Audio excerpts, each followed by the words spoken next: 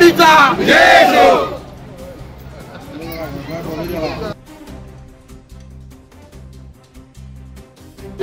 शाहू विकास आघाडीच्या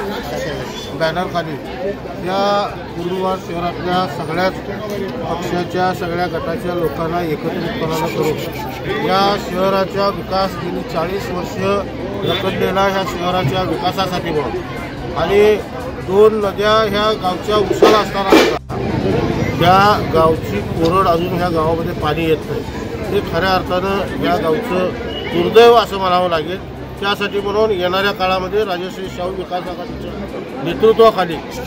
सगळं पॅनल आपण ह्या ठिकाणी उभा केलोय। येणाऱ्या आपण 1 वर्षाच्या आत ह्या गावचा पाणी पुरवठा हा चालू झाला पाहिजे अशा पद्धतीचा प्रयत्न आणि विशेषतः अंडरग्राऊंड ड्रेनेज योजना असेल, कारण हे संस्थानकालीन गाव आहे आणि संस्थानकालीन गाव असल्यामुळे गावातले जे अंतर्गत रस्ते आहेत ते अतिशय छोटे आहेत आणि दोन्ही साईडला गटरीचं जवळजवळ 2.5 ते 3 फूट दोन्ही साईडला गटरीचं आहे आणि त्यामुळं आपण अंडरग्राऊंड ड्रेनेज योजना करून गावातल्या रस्त्याची सुद्धा रुंदी वाढवण्याचे असे अनेक बारीक सारीक जे गावातले सगळे प्रश्न आहेत ते येणाऱ्या काळामध्ये जर सोडवायचे असेल तर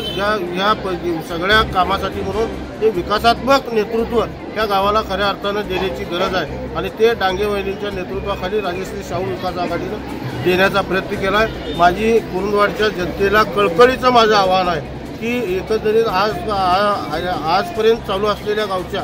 हे गटातटाचं राजकारण इथनं पुढच्या काळामध्ये बंद करून ह्या गावच्या विकासाचं राजकारण ह्या गावामध्ये आणि विकासाचं समाजकारण करण्याचा प्रयत्न करूया। त्यासाठी म्हणून राजश्री शाहू आघाडीच्या पाठीमागं ह्या कुरुंदवाडच्या गावातल्या जनतेनं राहावं अशी कुरुंदवाडच्या गावातल्या जनतेला कळकळीची मी विनंती करतो, कारण आजपर्यंत गेल्या ह्या गटातटाच्या राजकारणामुळं 40 वर्ष हे गाव हे पाठीमागं राहिलेलं आहे। आज जर आसपासच्या परिसरातली सगळी जर गावं बघितली, आपल्यानंतर जी नगरपालिका स्थापन झालेली गावं सुद्धा आज आपल्या पुढे गेली, पण अजूनही आमचं गाव गटातटाच्या आणि ह्या भावकीच्या ह्याच्यातच ते गाव गुरफटून पडलं। काही वेगवेगळ्या पद्धतीनं त्याला वळण लावण्याचा प्रयत्न, काही जातीचं वळण लावण्याचा प्रयत्न, कशाचं वळण याचा हित पुढच्या काळामध्ये चालू होईल, पण ह्या जातीपातीला सगळ्याला मूठ माती देऊन ह्या खऱ्या अर्थानं ह्या गावच्या विकासासाठी म्हणून आणि फक्त माझी ह्या कुरुंदवाडच्या जनतेला विनंती आहे, फक्त 5 वर्ष आमच्याकडे सत्ता देऊन बघा, ह्या गावचा चेहरा मोहरा बदलून टाकायची हिंमत